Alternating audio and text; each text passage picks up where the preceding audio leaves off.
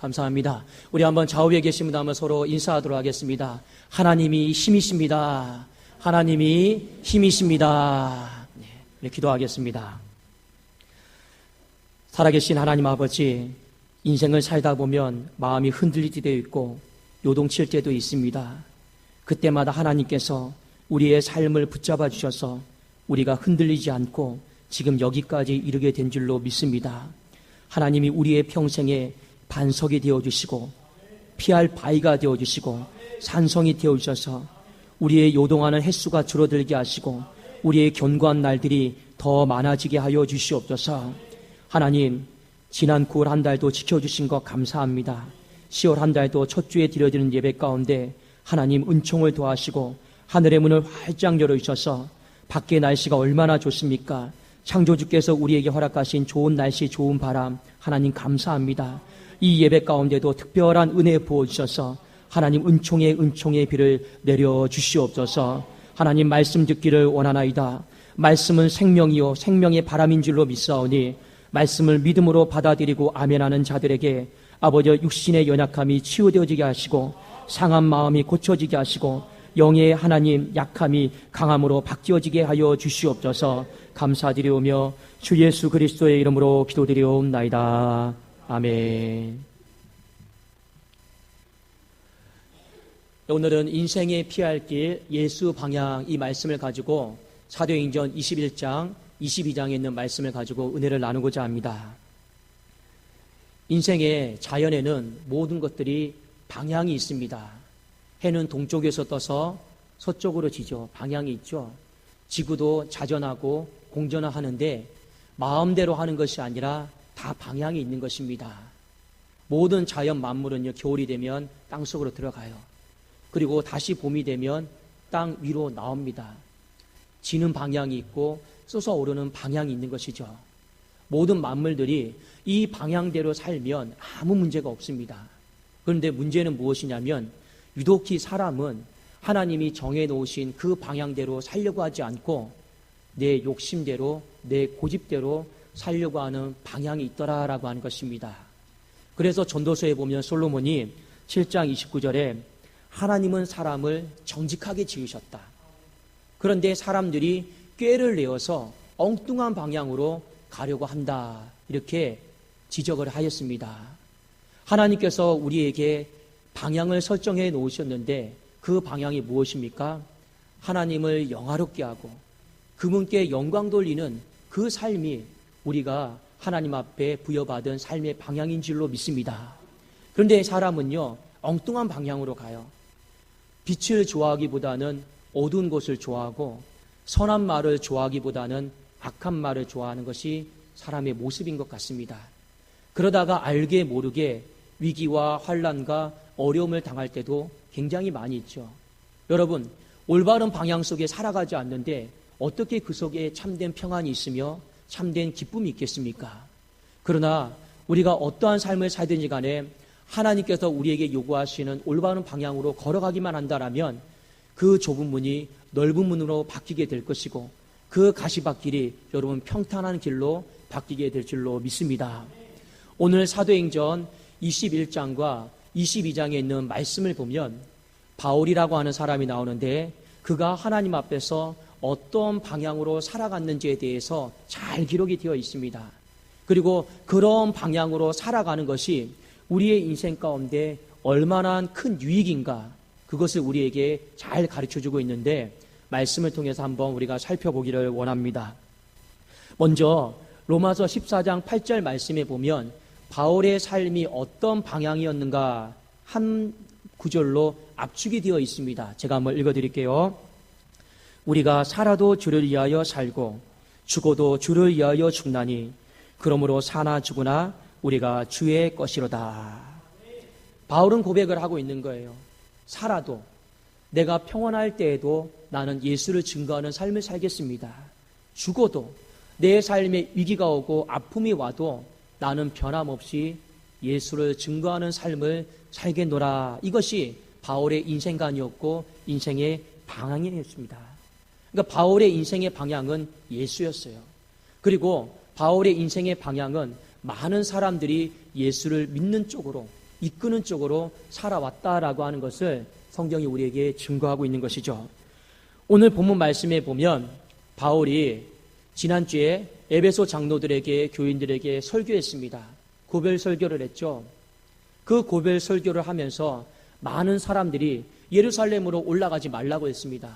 바울이요, 예루살렘으로 올라가면 죽습니다.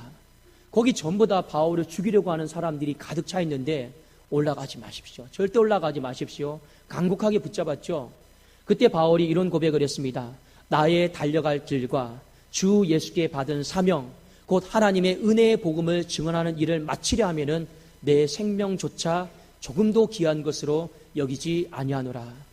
설령 예루살렘에 올라가서 내가 죽는다 할지라도 나는 예수 방향으로 가겠습니다. 그래도 오늘 사도행전 21장과 22장에 있는 말씀에 보면 예루살렘에 올라왔습니다.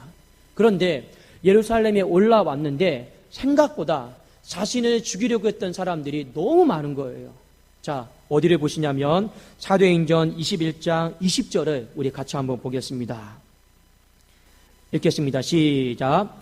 그들이 듣고 하나님께 영광을 돌리고 바울더러 이르되 형제여, 그대도 보는 바에 유대인 중에 믿는 자 수만 명이 있으니 다 율법의 열성을 가진 자라. 지금 율법의 열심을 가진 사람들이 한두 명이 아니에요. 몇 명입니까? 지금 이 예루살렘에 수만 명이 있는 거예요. 이 수만 명은 전부 다 바울의 대적자이고 지금 바울을 죽이기 위해서 이를 갈고 있는 사람들이었습니다. 왜 유대인들이 바울을 죽이려고 했을까? 뒤에 21절에 보니까 내가 이방에 있는 모든 유대인들을 가르치되 모세를 배반해라. 아들들에게 할례를 행하지 말라. 또 관습을 지키지 말라 한 다음을 그들이 들었도다. 여기 말씀에 보면 바울이 복음을 전할 때 이렇게 전했다라고 소문이 퍼진 거예요. 모세를 배반하라. 여러분, 이것이요, 유대인들에게는요 엄청나게 마음이 불편한 거예요. 이스라엘 백성들, 유대인들에게 가장 존경받는 두 사람이 있습니다. 한 사람이 누구냐면 모세고 또 한 사람이 다윗입니다. 왜 모세는 중요하냐? 이 성경에 보면 창세기, 출애굽기, 레위기, 민수기, 신명기, 이 모세 오경이라고 합니다. 이 법의 근간을요 모세가 기록했기 때문에 그렇습니다.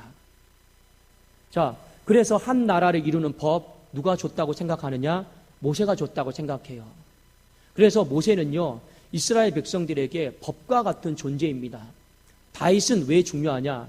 이스라엘 백성들에게 가장 광대한 나라, 영화로웠던 시기가 언제냐면 다윗의 나라였습니다. 그러니까 오늘날도 이스라엘 백성들, 유대인들을 만나면요 모세 하면요 꾸벅 죽어요. 다윗 하면 꾸벅 죽습니다. 이 사람들은요 누가 험담을 하거나 하잖아요, 난리가 납니다. 그런데 이미 이 시대에 바울이 복음을 전했는데 소문이 어떻게 퍼졌냐면 모세를 배반하라고 했어요. 그러니까 이스라엘 백성들이 가만히 있겠습니까? 안 있겠습니까? 오면 돌로 쳐 죽이려고 하는 거죠. 말씀해 보니까 할례를 행하지 말라고 한 겁니다. 이스라엘 백성들은 나면서 8일 만에 할례를 행했습니다. 그들에게 할례는요 구원의 인침이에요. 표시였어요. 하나님의 자녀다라고 하는 증거의 표시였습니다. 근데 그거 하지 말래요. 또 뭐라고 있습니까? 성경에 나와 있는 관습들, 유대인의 관습들, 결례들, 정결법, 의식법, 이런 많은 법들이 있는데 그 지키지 않아도 된다라고 이렇게 말하는 것처럼 소문이 퍼진 거예요. 한마디로 말하면 율법 필요 없다. 뭐만 필요하다라고 전했습니까? 하나님의 은혜만 필요하다라고 바울이 복음을 전한 거예요.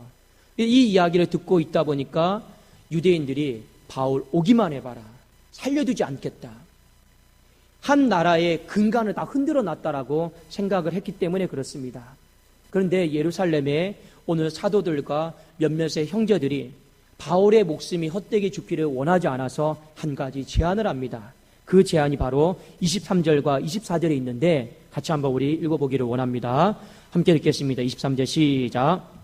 우리가 말하는 이대로 하라. 서원한 네 사람이 우리에게 있으니 그들을 데리고 함께 결례를 행하고 그들을 위하여 비용을 내어 머리를 깎게 하라. 그러면 모든 사람이 그대에 대하여 들은 것이 사실이 아니고 그대도 율법을 지켜 행하는 줄로 알 것이라. 아멘. 한 가지 제안을 했어요. 바울, 우리가 은혜로 구원받는 거 맞지? 율법으로 구원 못 받지? 그런데 저 이스라엘 백성들이 저렇게 수만 명이 당신을 죽이려고 하는데 그래도 율법을 지키는 신용이라도 좀 하십시오.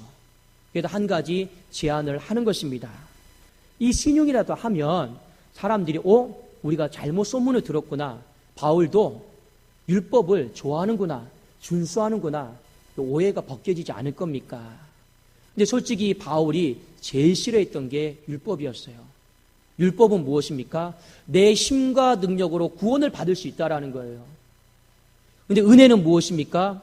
내 힘과 능력으로 우리는 절대 구원 못 받습니다. 오직 십자가에 다 못 받고 내 힘과 능력은 다 못 받고 우리는 오직 믿음으로만 은혜로만 구원을 받을 수 있다라고 하는 것이 십자가의 복음이었습니다. 그런데 지금 사람들이 바울을 살려내기 위해서 우리가 율법으로 구원받는 건 아니지만 그 율법에 있는 격가지들이라도 지키는 신용이라도 좀 한번 하십시오. 그러면 당신의 목숨이 살 수 있지 않겠습니까? 이렇게 제안을 한 겁니다. 바울이 이 제안을 놓고 저 같았으면 받아들이기가 어려웠을 거예요. 그런데 바울이 받아들이고 수용을 합니다.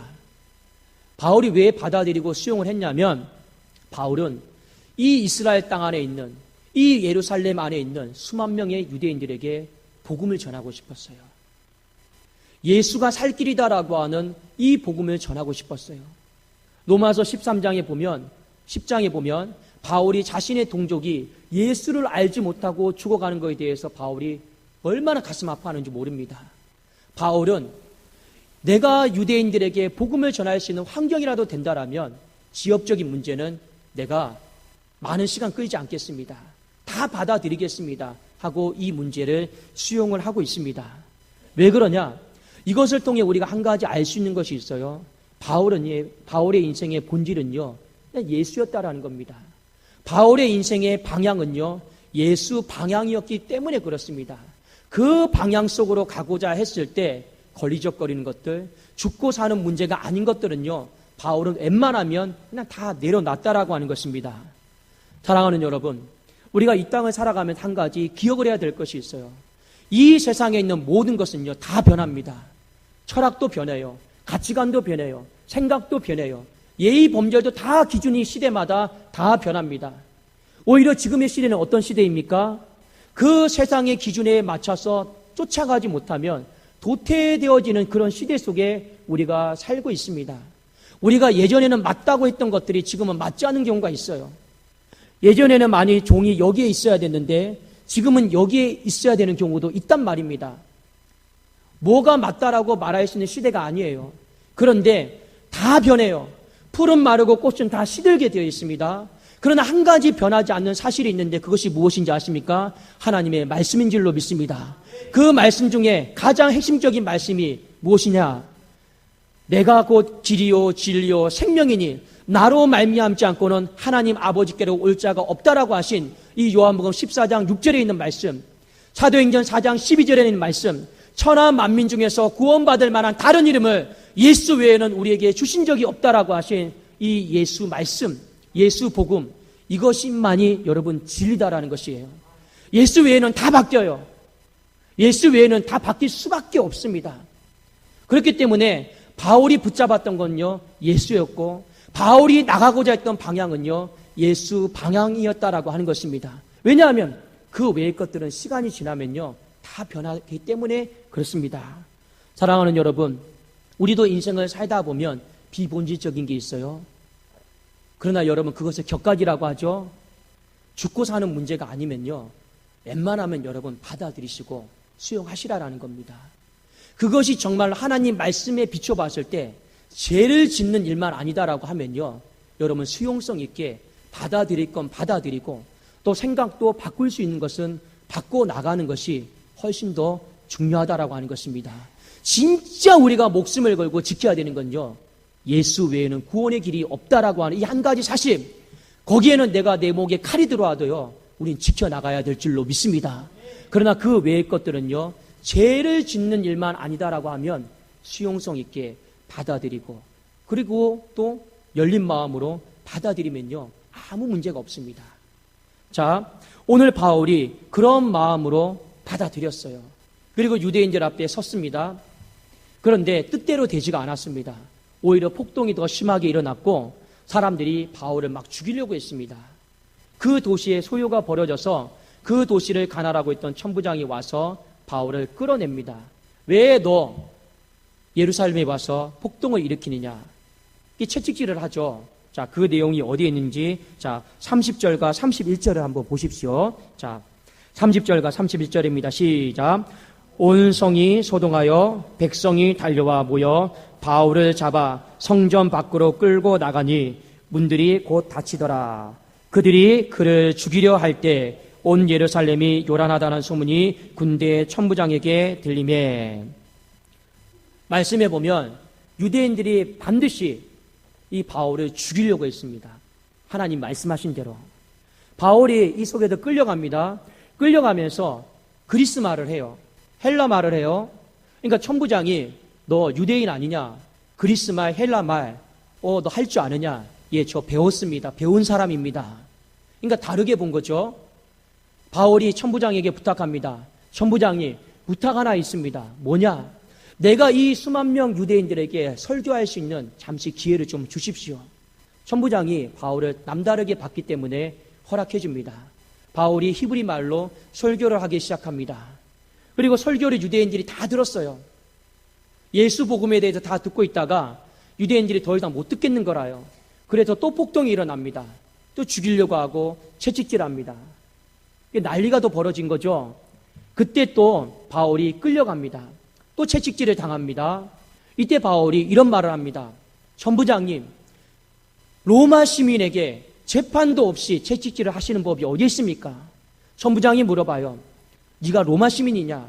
예, 저는 유대인이지만 우리 아버지 때로부터 지금까지 저는 태어나면서부터 로마 시민권을 가지고 태어난 사람입니다. 나는 태어날 때부터 로마 시민권을 가지고 태어난 사람입니다. 그러니까 천부장이 이 말을 듣는 순간에 겁을 먹습니다. 여러분 왜 그러냐면 당시에 로마가 세계를 지배하고 있었어요. 로마 시민권을 가진 사람들은요, 무죄 추정의 원칙 속에서 정직 재판을 받을 때까지 함부로 여러분 몸에 손을 댈 수가 없습니다. 그리고 로마 시민권을 가진 사람은 가이사 황제에게 상소를 할 수 있게 되었습니다. 그게 특권이었어요. 그러니까 이 천부장이 바울이 로마 시민권을 가지고 있다라는 말을 듣고 겁을 먹고 어떻게 합니까? 어떻게 해서든지 이 바울을 지켜주려고 하고 군대를 붙여줘서 생명을 보호해 주려고 하는 것이 사도행전 22장에 나와 있습니다. 제가 왜 여러분들에게 21장과 22장의 내용을 장황하게 말씀해 드리는지 아십니까? 여러분, 사도행전 20장 그리고 21장 서두에 보면 바울은 예루살렘에 와서 죽게 되어 있습니다. 죽는다고 했어요. 그래도 많은 사람들이요, 가지 말라고 했습니다. 가면 죽는다. 바울도 죽을 줄 알고 거기에 간 거예요. 근데 여러분, 죽었습니까? 살았습니까? 살잖아요. 왜 바울이 죽을 줄 알았는데 살게 되었습니까? 이 죽음의 한복판에서 예수 방향으로 살기로 마음속에 작정을 했기 때문에 그렇습니다. 사도 바울이 이 사건을 기억을 해서 고린도후서에 이런 고백을 합니다. 우리는 무명한 자 같으나 유명한 자요, 우리는 죽은 자 같으나 산 자라고 이렇게 고백을 합니다. 세상이 우리를 향해서 너는 이름 없는 자라 말하지만 바울은 예수 방향으로 삶으로 말미암아 하나님이 그의 이름을 유명하게 존귀하게 만들어주신 줄로 믿습니다. 세상은 우리를 향해서 너의 인생은 위기다, 끝이다, 소망 없다, 죽는다, 그게 죽는 자 같은 거죠. 그런데 하나님은 뭐라 말씀하셨습니까? 너는 죽는 자 같으나 산 자라고 말씀하여 주신 줄로 믿습니다. 왜 그렇게 하셨습니까? 그래도 바울의 마음속에 죽음의 한복판에서 예수를 생각했고 예수 방향으로 살고자 했던 그 거룩한 마음이 있었기 때문에 그렇습니다. 오늘 바울이 우리에게 인생을 어떻게 살아야 되는가 중요한 방향성에 대해서 가르쳐주고 있습니다. 한번 여러분 오늘 이 말씀을 통해서 우리의 삶을 한번 여러분 돌아보십시오. 나는 예수 방향 속으로 살고 있는가? 그걸 한번 돌아보시라라는 겁니다. 오늘 말씀이 우리에게 주는 위로가 무엇입니까? 그래도 예수 방향으로 살고자 하는 사람에게는 하나님이 반드시 피할 길을 주시더라라는 것입니다. 그 피할 길이 무엇입니까? 살 길이다라고 하는 것이죠. 바울이 고린도전서 10장 13절에 이런 고백을 했습니다. 사람이 감당할 시험 밖에는 너희가 당한 것이 없나니 오직 하나님은 미쁘사 너희가 감당하지 못할 시험 당함을 허락하지 아니하시고 시험 당할 즈음에 또한 피할 길을 내사 너희로 능히 감당하게 하시느니라. 우리가 예수 방향으로 살기로 결단하고 작정하면 때로는 시험 당하고 어려움도 당하고 죽음의 문턱에도 있을 수 있지만 하나님은 반드시 우리의 인생 가운데 이 피할 길, 살 길을 허락하여 주실 줄로 믿습니다. 바울이 후반부에 로마로 향해 배를 타고 갑니다. 이 가이사에게 상소하기 위해서 가죠. 근데 그 배 안에는요, 수백 명의 사람들이 탔어요. 그 배에 수백 명의 사람들이 탔는데 목적이 다 달라요. 그 배는 로마로 가는 배가 맞습니다. 어떤 사람은 로마에 가서 대박나기 위해서, 장사하기 위해서, 꿈을 이루기 위해서 그 배를 다 타고 갑니다. 근데 그 배를 타고 가다가 이 바다 한복판에서 유라굴라라고 하는 광풍을 만납니다. 그 광풍으로 인하여서 이 배가 파손이 됩니다. 그 안에 있는 모든 재물들을 다 밖에 던졌어요. 바울과 그 배에 타고 있는 사람들이 우린 죽었다. 우리의 인생은 바다에서 끝났다. 이런 마음을 가지고 있을 때 하나님이 그 밤에 나타나셔서 바울에게 말씀하셨습니다. 바울아, 두려워하지 말라. 이 배는 반드시 로마로 갈 것이다. 그리고 너는 반드시 가이사 앞에 서게 될 것이다. 그리고 여기 배에 탄 사람들 머리털 하나 상치 않도록 내가 살 길을 주겠다. 이게 하나님의 약속이었습니다. 여러분, 왜 그 배가 피할 길을 얻고 살 길을 얻었을까요? 이유는 딱 한 가지입니다. 그 배가 로마로 가는 배였기 때문에 그렇습니다. 배가 로마로 간다고 다 사는 게 아니에요. 그 로마로 향해 가는 그 배 안에 오직 한 사람, 예수 방향으로 가기를 원했던 바울 한 사람이 있었기 때문에 하나님이 그 배를 불쌍히 여기셔서 피할 길과 살 길을 허락하여 주신 줄로 믿습니다. 하나님은 우리의 삶을 이렇게 피할 길을 주시고 살 길을 주시는 분이에요. 그래서 하나님이 우리에게 늘 말씀하시는 것이 있습니다. 방향을 잘 잡아라. 방향을 잘 잡고 하늘 방향, 예수 방향으로 살아라. 이것을 누차 우리에게 말씀해 주시는 거죠. 예수님이 마태복음 6장에 이런 말씀하셨죠. 너희는 먼저 그의 나라와 그의 의를 구하라. 그리하면 이 모든 거, 먹을 거, 입을 거, 마실 거, 너희들의 삶 가운데 더하여 주시는 은혜를 주시겠다 하셨습니다. 예수님은 아셨어요. 우리가 먹을 것 때문에, 입을 것 때문에, 마실 것 때문에, 바꾸어 표현하면 자녀의 문제로, 직장의 문제로, 재물의 문제로 걱정하고 염려하고 전전긍긍하신다라고 하는 것을 하나님은 다 아셨습니다. 뻔히 아심에도 불구하고 우리에게 하신 말씀이 무엇입니까? 너희는 먼저 그의 나라와 그의 의를 구하라 하셨습니다. 이게 무슨 말입니까? 그래도 방향은 먹을 거, 입을 거, 마실 거에 두지 말고 어디에 두라고 말씀하시는 겁니까? 하나님 나라, 예수님이 통치하는 그 보좌, 그 보좌를 향해서 우리의 삶의 방향을 둬야 된다라고 하는 것이 하나님의 말씀인 줄로 믿습니다. 그렇게 우리의 삶의 방향을 두게 될 때 먹을 거, 입을 거, 마실 거에 대해서 피할 길을 주신다라는 거죠. 살 길을 주신다라는 것이 하나님의 약속이었습니다. 한번 나는 예수 방향으로, 우리는 예수 방향으로 살고 있습니까? 만약 우리가 정말로 예수 방향으로 살고 있다라면 오늘 바울의 삶의 모습을 보니까 두 가지의 모습이 삶 속에서 나타나야 됩니다. 하나는 여러분 무엇이냐면 예수 방향으로 사는 사람은요, 반드시 살든지 죽든지 그의 입을 열어서요, 예수를 증언하고 증거하는 삶을 살게 되어 있습니다. 예, 오늘 제가 1부 때도 설교를 했는데 하요 전도 때 한 분을 만났습니다. 오늘 또 그분이 이렇게 오셔가지고 제가 좀 말씀을 드리기가 좀 멋쩍지만 여러분 있는 그대로 말씀을 드리겠습니다. 하여 전도 때 세영 정형외과 앞에서 전도를 하다가 권사님 중에 한 분이 한 간병인을 만났습니다. 그리고 그 병실에 들어갔는데 한 청년이 두 다리가 다쳤습니다. 발목이 심하게 일을 하다가 다친 것이죠. 그리고 그 병실에 가서 그 청년을 바라보았는데 이 간병을 하시는 분이 이렇게 요청을 했습니다. 목사님, 저 두 다리에 안수하고 기도해 주십시오. 그리고 목사님, 한 주에 한 번씩은 꼭 오셔서 이 청년을 위해서 예배 드려 주십시오. 너무나도 당돌하게 여러분 요청을 했습니다. 너무 감사했어요. 왜 그러냐면 제가 그 간병하시는 분을 바라보면서 이분은 간병이 목적인지 누군가를 예수 방향으로 이끄는 것이 목적인지 제가 헷갈렸거든요. 그리고 이 청년이 월요일 날 퇴원을 한다고 했습니다. 한 번 더 또 갔죠. 근데 이 간병인이 저에게 이런 말을 했습니다. 목사님, 집이 신림 푸르지오니까 가까이 있으니까 완전히 다리가 걸을 수 있을 때까지 또 목사님 그 집에 가서 신방해 주십시오. 제가 이런 간병인은 처음 봤습니다. 근데 너무 감사했어요. 왜냐? 살든지 죽든지 우리의 인생이 하나님의 것임을 기억하면서 어떻게 해서든지 자신의 직업과 상관없이 예수 방향으로 누군가를 이끌어 주려고 하고 있고 본인도 그렇게 살려고 하고 있었기 때문에 그렇습니다. 근데 그 결실로 말미암아 그 청년이 저와 약속을 했어요. 목사님, 저는 반드시 독산동교에 걸어서 갈게요.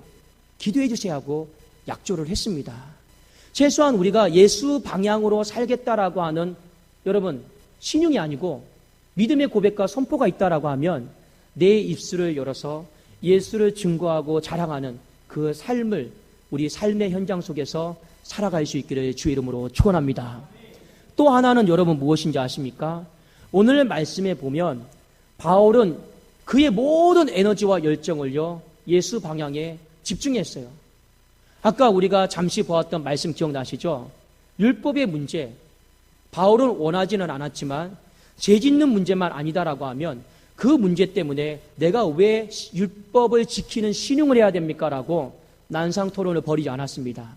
죽고 사는 문제가 아닌 이상 바울은요 다 내려놨습니다.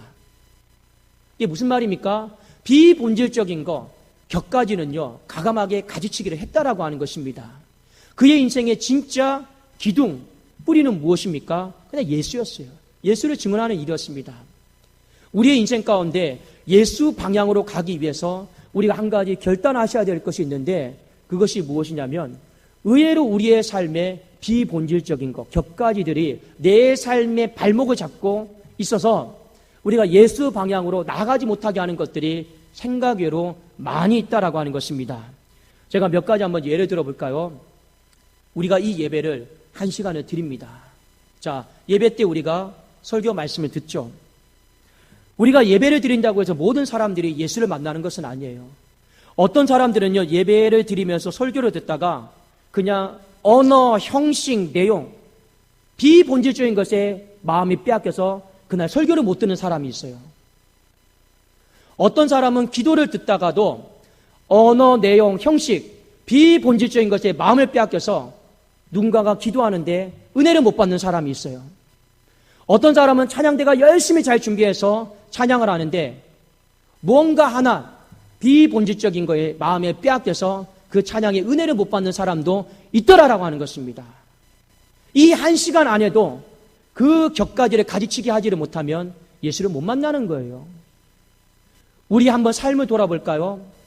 우리는 너무 세상에 바빠서 성경 볼 시간이 없고 기도할 시간이 없고 우리 그런 경우 많지 않습니까? 그러나 우리의 삶을 가만히 한번 돌아보면 우리 핸드폰, 스마트폰, 영상, 인터넷 쇼핑 이런 어떤 비본질적인 거에 우리는 너무 많은 시간을 쏟고 있는 사람들이 많더라라고 하는 것입니다.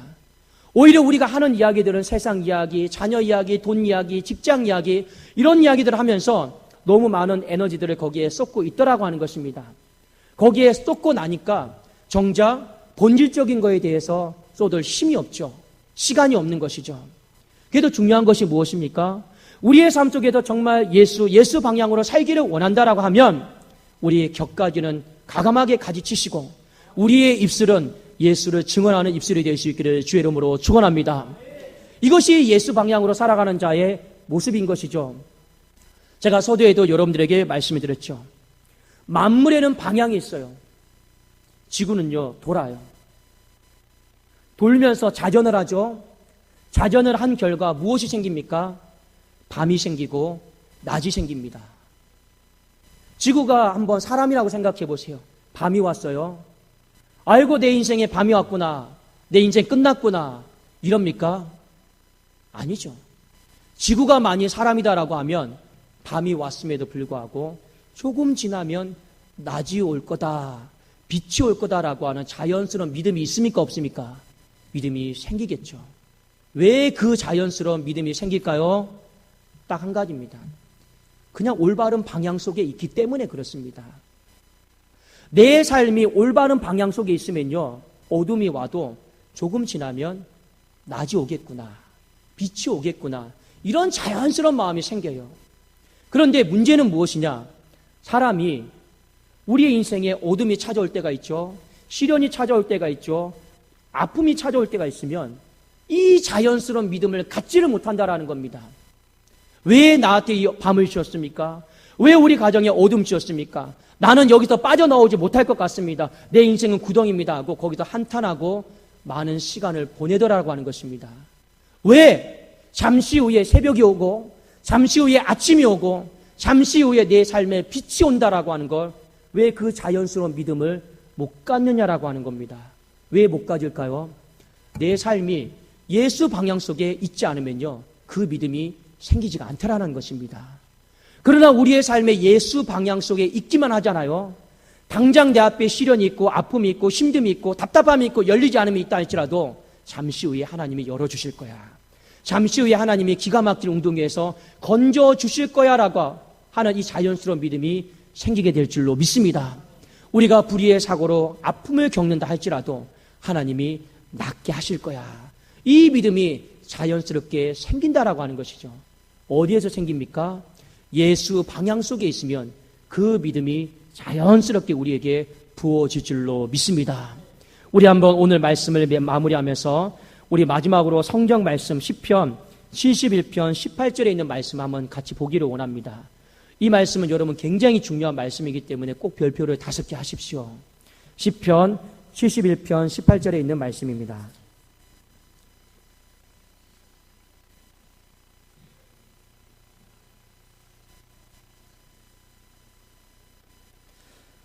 자, 우리 같이 한 목소리로 읽도록 하겠습니다. 시작. 하나님이여, 내가 늙어 백발이 될 때에도 나를 버리지 마시며 내가 주의 힘을 후대에 전하고 주의 능력을 장래의 모든 사람에게 전하기까지 나를 버리지 마소서. 한 노인이 하나님 앞에 기도합니다. 내가 백발이 되어서 외롭습니다. 사람들이 나를 알아주지 않습니다. 버립니다. 그런데 하나님만큼은 나를 버리지 말아 주십시오. 간절하게 울면서 기도하는 거죠. 그런데 이 시인이 이런 고백을 하죠. 내가 주의 힘을 후대에 전하고 주의 능력을 장래의 모든 사람에게 전하기까지 나를 버리지 않을 거다라고 하는 확신이 지금 있는 것이죠. 그러니까 이 시인의 마음에 어떤 마음이 있습니까? 내가 하나님 방향, 예수 방향으로 살면 절대로 하나님은 백발이 되어도 내 몸이 정말로 만신창이가 되어도 하나님은 절대로 나를 버리지 않는다.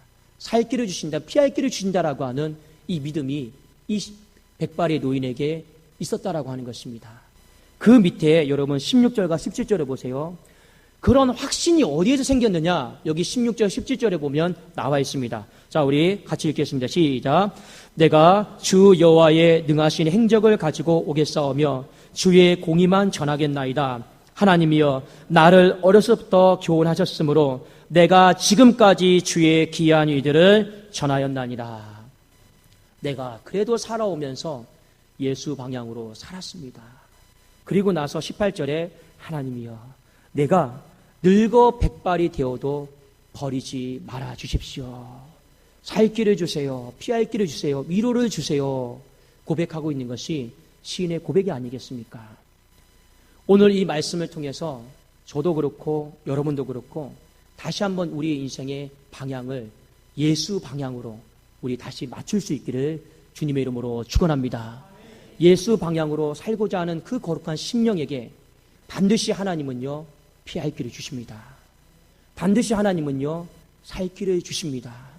우리가 예수 방향으로 살아왔던 그 모든 삶이요, 헛된 것이 없다라고 하는 것을 여러분 꼭 기억하세요. 마지막으로 제가 한 가지 더 말씀드릴까요? 어떤 아버지가 목회자예요. 자녀를 위해서 40일 동안 금식을 했습니다. 내 자녀 좋은 목사 되게 해달라고. 근데 그 아버지가요, 40일 금식 기도하고 소천했어요. 얼마나 은혜가 안 됩니까? 그래도 금식하고 나면 살아야죠. 그런데 40일 금식하고 소천하셨어요. 사람들이 봤을 때 그 금식이 헛되다고 생각할 수 있죠. 아무 쓸모없고 그 가정에 불행을 줬다고 생각할 수 있죠. 그런데 그 아들이 여러분, 저기 분당에 그 이찬수 목사님 아시죠? 그 아들이에요. 얼마나 열심히 여러분 목회를 잘하고 있습니까? 제가 여러분들에게 대형교회를 했느냐 이거 말씀드리고 싶은 게 아니에요. 인생을 길게 보잖아요. 하나님은 예수 방향으로 살아왔던 모든 하나의 땀과 눈물들은요, 결코 헛되게 하시는 법이 없다라는 것만 저와 여러분이 기억하십시오. 하나님은 반드시 우리의 가정에, 우리의 교회에 살 길과 피할 길을 넉넉히 허락하여 주시는 위대하신 하나님이심을 우리 믿음으로 선포할 수 있기를 주님의 이름으로 축원합니다. 기도하겠습니다. 살아계신 하나님 아버지 감사합니다. 엉뚱한 것에 마음 빼앗기지 않게 하시고 엉뚱한 방향으로 살지 않게 하시고 오직 예수, 우리 그렇게 사랑하는 예수 그 방향 속에 거하며 살며 달려가게 하여 주옵소서. 예수님의 이름으로 기도드리옵나이다. 아멘.